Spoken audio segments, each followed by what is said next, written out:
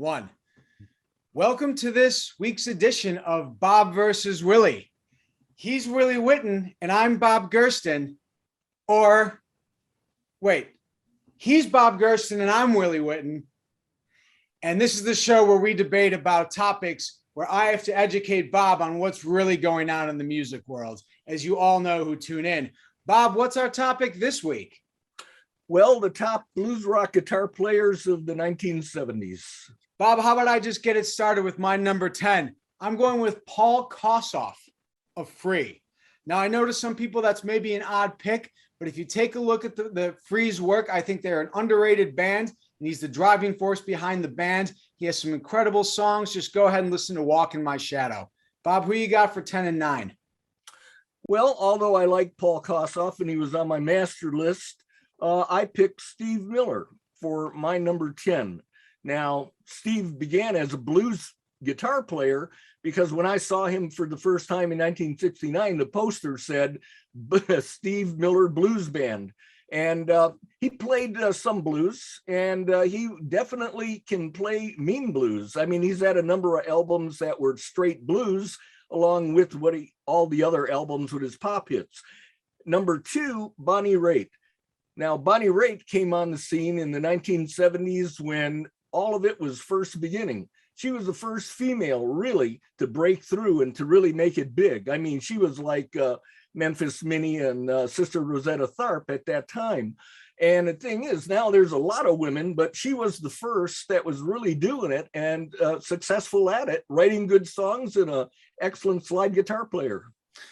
I can't argue with that. She didn't make my list, but I don't disagree. Neither of those two, 10 nor 9 for you, made my list, but that doesn't mean they don't deserve some recognition. They're great. My number 9 is Rory Gallagher.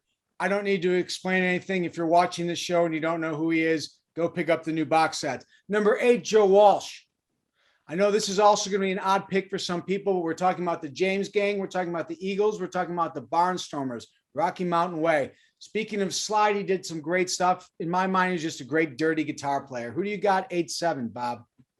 Well, 8 is Rory Gallagher. And again, Rory was, or you didn't explain it, but Rory was an English guitar player, and he had a band that actually, it was called Taste, and they were the opening band for Cream's farewell concert at Royal Albert Hall. They also played at the Isle of Wight Festival and shared the stage with The Who and Jimi Hendrix. Then he went solo, and he was actually a choice for the Rolling Stones when Mick Taylor was chosen, but he ended up going, staying on his own. Okay, number 7 is Alvin Lee. And Alvin Lee had a band that appeared at Woodstock, and his band was called 10 Years After, and he was known as the fastest guitar in the West at the time. Joe Satriani hadn't come on the scene yet. And he had a number of hit albums. And one of the songs that came off one of them was I'd Love to Change the World. And that was their probably biggest radio hit. And it was also a hell of a blues rock guitar player. Yes, he was. Once again, didn't make my list. Bob, I'd love to change your list. My number 7, Johnny Winter. Once again, I love just his grit. My number 6, David Gilmour of Pink Floyd. I know that's going to be an odd choice to some people, but if you take a look at some of not their popular hits, but deeper in the album cuts, he was a very bluesy guitar player. He was very blues influenced. Who do you got 6 and 5, Bob? Well, for number 6, I have Robin Trower. Okay. And Robin Trower was with Procol Harum before he went solo. And after he went solo, he was considered to be the reincarnation of Jimi Hendrix because his sound was so eerily like Hendrix, yet uniquely his own. And also at the same time, he did a number of collaborations with Jack Bruce from Cream. And for my number 5, I have Mick Taylor, who ended up becoming the Rolling Stones guitar player. And at the same time, he was in John Mayall's Blues Breakers. So the thing is, he was a very influential blues guitar player from Great Britain. Yeah, I can't argue with number 5 pick of yours, Bob, because that's my number 5 pick is Mick Taylor. I think he's truly wonderful. You've already covered it. My number 4 is Carlos Santana. Just excellent all around. I think his first 3 albums, Santana 1, Abraxas, and 3, are 3 of my most favorite albums, especially Latin fusion albums to this day. Bob, 4 and 3. Well, my number 4 is also Santana. All right. And Santana is one of the most important guitar players. Again, he was at Woodstock as well, and Woodstock catapulted him. I've seen him probably 5 different times over the years, and every time that I see him, he just blows me away. I mean, and he's still got it. He's had a hit album every decade since the 1960s. And then for number 3, I have somebody else that you picked, Johnny Winter. Yep. And Johnny Winter, of course, is he's probably the best guitar player outside of, somebody might say Billy Gibbons, and argue, but Johnny Winter is the Texas guitar player that put Texas on the map for guitar playing at the same time that Janis Joplin was putting Texas on the map because of her singing.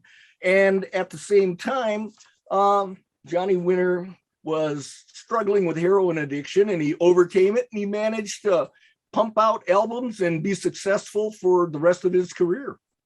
Yeah, like I said, Johnny Winter already, no problems there. My number 3 is Keith Richards. Bob, when we a while back to the 60s, you had him on the 60s list. I have him on the 70s list, not the 60s. We both agree. I just feel like his stuff in the 70s was more important. For my number 2, I picked Jimmy Page of Led Zeppelin. I got to believe he's got to be one of your remaining couple picks here, Bob. Is that right? Well, that is correct. But let's do number 2 first, okay. Who is Jeff Beck. Okay. And Jeff Beck, again, is an amazing guitar player. He had the Jeff Beck group. The Jeff Beck group had a newly discovered Rod Stewart, who was so shy that he would turn his back to the audience when he sang. And then Ron Wood, who was in there and playing bass and ended up being the Rolling Stones guitar player in another 7 years. And then you had Nicky Hopkins. Nicky Hopkins was an amazing piano player, and he was on those first albums as well. And Jeff Beck also came out with a string of albums, and he's won a half dozen Grammy Awards on top of it, and inducted into the Rock and Roll Hall of Fame.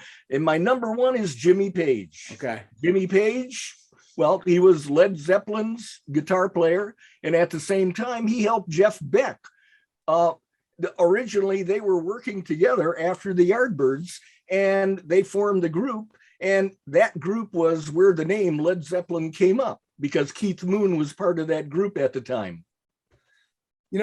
My number 1 guy, we have sort of the same 1 and 2. My number 1 is Jeff Beck for all the same reasons that you mentioned. I guess the question here is then what's most interesting, because we have the same 2.